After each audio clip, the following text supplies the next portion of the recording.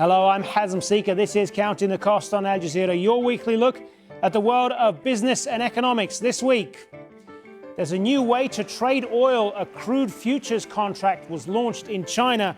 Find out what it all means for the dollar and oil exporting countries. The Africa CEO Forum 2018, why inter-Africa trade was a hot topic at the world's largest gathering of the continent's private sector. Plus, a push for better regulation of the digital economy has led to a rocky end of quarter for big tech. Well, this week, history was made when the Shanghai International Energy Exchange launched the first crude futures contracts priced in Chinese renminbi or yuan. It is an attempt to turn the global oil market on its head. Well, China, the world's biggest oil importer, buys around 9 million barrels of oil every day. And it wants to use its own currency to price the world's most traded commodity. You've heard of petrodollars, but what about petro-yuan? The US dollar has been the main currency for oil futures contracts, so launching a contract in its domestic currency is a sign that China wants the yuan to play a bigger role in global oil trading. China is also taking on the world's most used oil benchmarks, Brent and WTI crude, which are both priced in dollars. But Shanghai-traded oil is still far away from earning benchmark status, and taking on the petrodollar won't be easy. Well, joining us now from London is Michal Meidan, Asia analyst and vice president of research at Energy Aspects. Thanks very much for being with us. So, first off, what does this mean then for the major oil producers, particularly here in the Gulf region, who have always traded on the US dollar? For now, it doesn't mean many changes. Oil is still going to trade in the US dollar, but increasingly over time there will be more transactions in RMB. This is not a game changer yet. This is not at all the RMB, the Chinese currency, upseating the US dollar, but it does mean that increasingly some of the flows will go in RMB. This gives Chinese refiners and domestic traders the ability to buy crude using their own currency, but again, the transition to the dollar will still have to happen. So just picking up on that then, what does this mean for the oil consumers like China, that they are going to be trading on their own currency? What implications does that have going forward? I mean, the goal is for China to establish an Asian benchmark that will reflect Chinese consumption and sort of Chinese and more broadly Asian demand patterns. But in the near term, we have to bear in mind that roughly 70 or even more than that of the people registered on the INE are retail investors. So there is a huge risk of speculation being pretty rampant on the INE. And to begin with, we are seeing quite a lot of movement that is fueled just by the need of Chinese mom and pop investors to find a place to put their money. So we shouldn't place too much emphasis for now on this as a reflection of Chinese consumption needs. But again, as the INE evolves and as the contract specifics are ironed out, it will become a better reflection of how China is consuming oil and how much it needs on a forward basis. Does this have the potential, though, in the future to challenge the US dollar dominance in oil trading? I mean, I think that's still highly unlikely. I mean, if we're looking at a 10-15 outlook, perhaps, but for that to happen, we would need the Chinese currency to become freely convertible. We would need other countries to open up to settlement in the RMB. But again, the first and the primary issue will be currency convertibility. And for now, the Chinese government is very reluctant to loosen currency controls and to give it up to free trade. And how much of a challenge is that going to be then for foreign investors? Because the goal here is to get more foreign investors to buy into Chinese oil futures. Foreign investors are very cautiously starting to trade on the INE. They can hedge their RMB exposure, but again, it will be more of limited transactions on the INE to try and get a sense of how these are happening. What the INE could become is a storage play in Asia. So because there are storage tanks associated with the INE, it could be a venue for foreign traders or foreign investors, will be mostly traders and people with the physical exposure, to bring crude to China, store it offshore, and then deliver it elsewhere into Asia. So there's the element of hedging a currency risk, which I think a lot of foreign investors are used to. But before this becomes a more widely used tool, again, we would need the Chinese oil market to open up much further and the Chinese currency to liberalize in a much deeper way than it is currently. And we've heard a lot of talk over the last year about the Chinese President Xi Jinping's One Belt, One Road initiative. This initiative to develop ties across Europe, the Middle East, and Asia. Could paying in yuan for oil, how is that tied into that? I mean, it's all part of, again, China's, you could call it empire building. It's laying the infrastructure and then laying the physical infrastructure and then the financial, technical foundations for China to become the hub or the center of a broader trading universe, if you will, that it revolves around the Silk Road. There are actors that do pay in RMB and that are willing to accept those trade-offs. More often than not, the producers that are willing to buy in RMB are the ones that are under sanctions or that have limited access to global financial markets. And therefore, it is a double-edged sword for them right now. So again, the currency, the RMB, will increase, and we're already seeing it increase in global transactions. That is part of the Belt and Road. But for China to become a truly global player, it will also have to relinquish some of the controls that it likes to hold on in the domestic market. And again, that will take time. And what's the likelihood of that happening, of China's government loosening the reins, so to speak? It's very hard to see that happen in the coming 5 years. They still have a lot of domestic challenges that they need to meet, and I think the government sent increasingly under Xi Jinping is that the state and the party needs a very firm control over that. If liberalization was the trend in the 90s, I think we're very much seeing a reversal of that. So China is very much willing to become a global player, but under its own terms. And whether the global market and global investors are happy to take that on, I think we're not seeing a huge amount of appetite for that yet. Michal Meidan, thanks for being with us. Thank you. Now, technology stocks have had a dramatic week. At one point, the so-called FANG stocks of Facebook, Amazon, Netflix, and Google saw their worst one-day loss as a group. But by Thursday, they managed to end the quarter higher. And it's all because the business models of tech titans like Facebook have been getting more attention from regulators. And stock market valuations may have to be adjusted if the current business models are forced to change. And the way our data is used is something Jonah Hull explores now. Clinton failed every single time. The man who murdered Joshua is an illegal alien. I want us to pave the road from Ankara to Brussels. Political attack ads are nothing new, nor is aiming them at a carefully selected audience, so-called micro-targeting. What is relatively new is the use of personalised data by political campaigns to find out almost as much about you as you know about yourself. In terms of the whole ethos of influence and persuasion, you know, every post, everything that you like, these are all bits of data that are going towards building a profile against people. And like they say, knowledge is power. So it's really surgically being able to predict and influence people's behaviour. At the heart of the scandal involving the political consultancy Cambridge Analytica and its alleged use of data from 50 million Facebook profiles is the charge that personal data has been used to distort and undermine the democratic process. The easiest way that you can influence someone's behaviour is by continually showing them something time and time again. Then they slightly become unconsciously influenced and therefore take on potentially a new belief system. The point of most political campaigns is to change beliefs and attitudes. So is there anything wrong with targeting voters in this way? Cambridge Analytica has boasted that its cutting-edge micro-targeting campaign won the US election for Donald Trump. That sparked outrage and indignation, of course, especially among Trump's political opponents. But it's worth remembering that a previous president is also believed to have won the White House thanks to online micro-targeting, none other than Barack Obama. and with considerably less outrage and indignation as a result. Well, I think the segmentation that they are doing now, which Cambridge Analytica are doing now, is very much the same thing that Barack Obama did in 2012.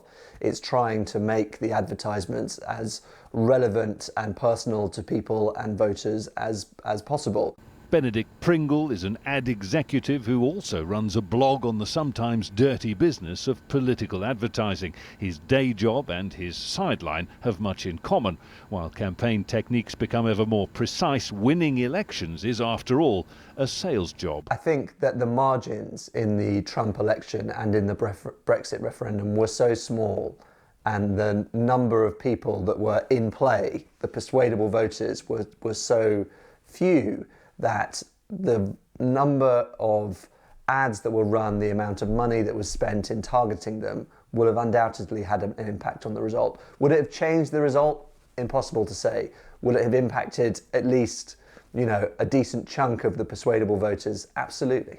So micro-targeting is a winning strategy that's here to stay. And the more data we put into the system about ourselves, the more data is available to influence, to persuade, and to change the way we think. Now, reports that US President Donald Trump is looking to change the way online retailer Amazon is regulated sent its share price plummeting earlier this week. Katia Lopez-Hodoyan reports. At closing bell, the price of Amazon shares had dropped by some 5% in the course of the day. That's a loss of close to $50 billion to shareholders. This is a consequence of a report that President Trump is, and I quote, obsessed with Amazon. I applaud the formation of the Innovation Council. And angry at its owner, Jeff Bezos, here in a conversation with President Trump during a roundtable at the White House. The last time Amazon suffered this scale of loss followed this tweet in August of last year. Amazon is doing great damage to tax-paying retailers, declared President Trump. Towns, cities, and states throughout the U.S. are being hurt, many jobs being lost. Perhaps not coincidentally, Bezos is also the owner of the Washington Post, that has been twinned with Amazon in disparaging presidential tweets. The report quotes an unnamed source as saying Trump has wondered aloud if there may be any way to go after Amazon with antitrust or competition law, despite this being the domain of the Federal Trade Commission and the Justice Department. The White House denies there is any specific policy being considered against any specific organization. We have no announcements and no specific policies or actions that we're currently pushing forward or considering taking. The president has said many times before he's always looking to create a level playing field for all businesses, and this is no different. And he's going to always look at different ways, but there aren't any specific policies on the table at this time. An assurance that may ring hollow to shareholders who have lost billions as the possible consequence of a president once again publicly thinking aloud. All right, still to come on Counting the Cost, a rebranding of tourist towns in the mountains of Cyprus. But first, when stocks are included in a big international index, it means millions of dollars of foreign investment will flow in. That's because index tracker funds, by law, have to buy stocks that make up these indexes. So let's look at this week's decision to include Saudi Arabia's stock market in a key emerging market index run by FTSE Russell from March 2019. Now, that could prompt inflows of about $5 billion from funds tracking the index.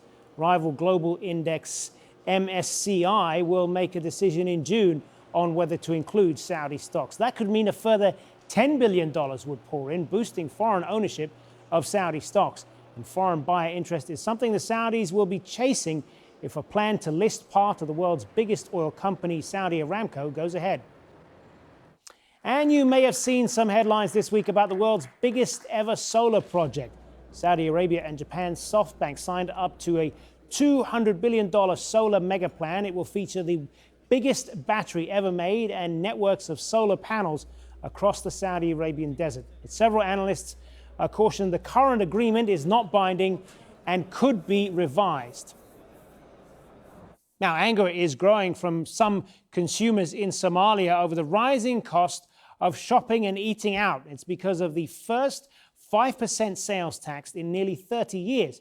The government says the levy is crucial for Somalia's economic recovery. Mohammed Ado reports from Mogadishu. Mogadishu's Lido beach is a sign of Somalia's growing sense of optimism. At its cafes with shaded tables sit clients mainly made of Mogadishu's wealthier elite, sipping expensive coffee. But these days they are having to pay more for their food and drinks.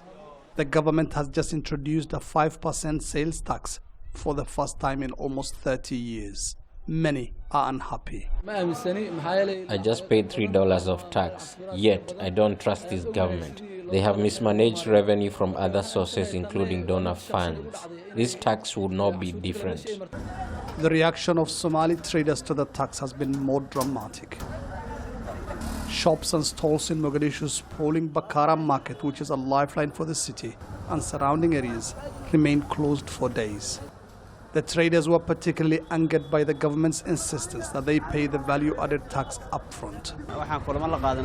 We had meetings with the Prime Minister and his Finance Minister to voice our complaints. The meetings was inconclusive. We then decided to shut our businesses in protest. Businesses have since reopened, signaling a first round of victory for the government. We explained that there was no going back on this tax and that it must be paid for the sake of the nation of Somalia. People relented, and now more and more people are stepping forward to register for taxation. Government officials say revenue from taxes will be distributed across the regions of the country to fund healthcare, education, infrastructure, and security. Tax collection is also a key condition for debt relief for Somalia from the International Monetary Fund and the World Bank. Somalia owes around $4 billion, most of it interest and penalties on nearly 3-decade-old loans made to the former military government, whose overthrow in 1991 plunged the country into years of lawlessness. That debt makes it almost impossible for Mogadishu to access money from international organizations like the IMF, forcing it to rely almost entirely on aid for its budget. With some semblance of taxation now in place, there is optimism that Somalia might have embarked on the road to self-reliance. But in taxing a nation that has seen little official levies in almost 3 decades, officials admit they're facing a daunting task. Well, this week, Africa's biggest companies have been meeting heads of state and investors at the annual Africa CEO Forum. This year's 2-day event held in Ivory Coast featured discussion and debate around the economic and industrial challenges facing the African continent. It comes just 1 week after the leaders of 44 African countries signed a framework deal to create one of the world's largest free trade blocs. But Nigeria and South Africa, 2 of the continent's biggest economies, have yet to sign up. So inter-Africa trade and getting rid of barriers was a hot topic at this year's CEO Forum. Well, joining us now from London is Razia Khan, Chief Economist for Africa and Middle East Research at Standard Chartered Bank. Thanks very much for being with us. So what do you take as the main theme from this year's Africa CEO Forum? Well, there's certainly a lot of growth optimism at the moment, and this stems from what we've seen on a global level. We started 2018 with expectations of growth in almost every major economy, and understandably, this is feeding into commodity prices, it's feeding into individual African economies. However, a more consistent theme has been this greater realization in the recent past that global growth alone is not going to do it for Africa. There are still very big economies. Nigeria, for example, something of a fragile recovery, having come out of some very difficult months, now performing positively in terms of having emerged from the recession, but a great deal more focus that's needed on domestic reform. And I think that sense of reality is something that is shared by many different African economies. The worst might be over in terms of that 3-year adjustment to weaker commodity prices, but there are still considerable challenges ahead. One of the things that was talked about at this forum is this whole idea of moving away from outside investment and getting Africans themselves to be bigger players in their own economies. How important is that, do you think? And is that something that is registering with many of these countries and their governments? This has been a growing theme, and certainly even through those recent years of slower growth in Africa generally, we have seen greater interest from African companies, African multinationals investing in other countries. We think that this is likely to be built on over the coming years. It is, after all, African CEOs who are most closely in touch with the opportunities in neighboring countries. So we do expect to see as a theme that much more cross-border investment. However, it's also necessary to take a broader macroeconomic look at this. For most countries in Africa, there is still a need to dramatically scale up the investment that we're likely to see, either on the public side or the private side. The fact that we're seeing other African businesses more interested in investing in their neighboring countries is a good thing, but it can never be the complete response to the challenge that exists, and that is that most sub-Saharan African countries are still in need of a great deal more investment than they are currently seeing. Where are the surpluses going to be generated? There's certainly going to be a case for investment from the rest of Africa as well as the rest of the world. And what about the African companies themselves? There is an expectation broadly that some of those very difficult financial conditions are giving way to perhaps what might be the expectation of greater growth, greater volumes growth in the years ahead. We shouldn't forget the context of this. If we look back on recent experience, it has been a challenging time. In many economies, there were issues to do with shortages of foreign exchange, which key commodity producers are only just recently starting to work out of. The operating environment in Africa has been more difficult, as we saw governments struggling in some instances to keep up with payments. Banking systems were impacted. Loan growth has been weak in many different countries, and it's really only in 2018 where we expect to see something of a more robust economic recovery taking hold, which will relieve some of those pressures to do with that difficult operating environment. And there is also this drive across the continent to bring down the trade barriers between individual countries. There are efforts as well towards open skies to make travel across the continent more efficient. How does that factor into all of this and improving all of these economies? There are needless barriers that make it difficult for one African corporate to be investing in another. So the fact that fora, such as the recent CEOs Forum, means that people are starting to talk about these issues. And the expectation is that there is going to be something in the way of delivery to address these unnecessary barriers. That is only something that can enhance the business environment, that can lead to more positive outcomes in the future. All right, good to speak with you. Razia Khan joining us there from London. Thank you. And finally, tourism is booming in Cyprus as the island works to recover from a damaging financial crisis 5 years ago.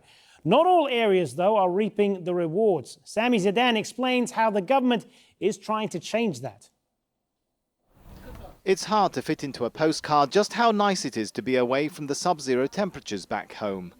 We come to Cyprus because now in Ukraine is snow and cold, and we wanted to go to spring to see flowers and maybe to swim in sea. It's a familiar story. The abundance of beaches and sunshine has attracted steadily increasing numbers of tourists to Cyprus. That has seen the economies of coastal towns boosted as the number of visitors reached 3.6 million last year. Officials expect the number of tourists to reach a record level in 2018. Many head for seaside towns, of course, leaving places in the mountains like Kagopetria here not as frequented as they could be. A fact the government says it now wants to change. Anna is ready for change. Her souvenir shop in Kagopetria gets its first visitors of the afternoon. The town is one of several in the Troodos Mountains facing declining numbers of tourists. Government talk of reviving tourist towns like hers is raising her hopes. I think it's a very good idea because I'm living in the mountain and we'll be very happy to have more tourists because we are living, all of us, we need some jobs here. The government is unveiling a plan to increase visits to tourist spots left out of the boom. €16 million are being set aside to upgrade infrastructure and another million to improve hotels. As to give a new brand of Cyprus in a lot of areas, the mountains, for example, to find out the way of life of the Cypriots, not only on the beaches, but on the mountains as well. That way of life is struggling in those mountains. As visitors dwindle, so does business, and people end up migrating to cities. A newspaper can pass the time when you hardly have a customer in your restaurant, but it won't reveal a new chapter for your town.